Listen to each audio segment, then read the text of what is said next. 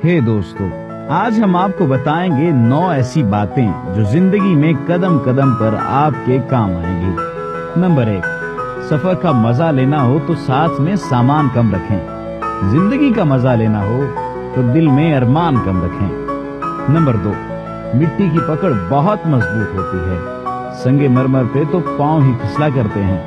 Number 3, जिंदगी को इतना सीरियस मत लें, दुनिया से जिंदा कोई भी नहीं गया। नंबर 4, जिनके पास सिक्के थे वो मजे से बारिश में भीगते रहे, जिनके पास नोट थे वो छत तलाश करते रह गए। नंबर 5, पैसा इंसान को ऊपर ले जा सकता है, लेकिन इंसान पैसे को कभी ऊपर लेकर नहीं जा सकता।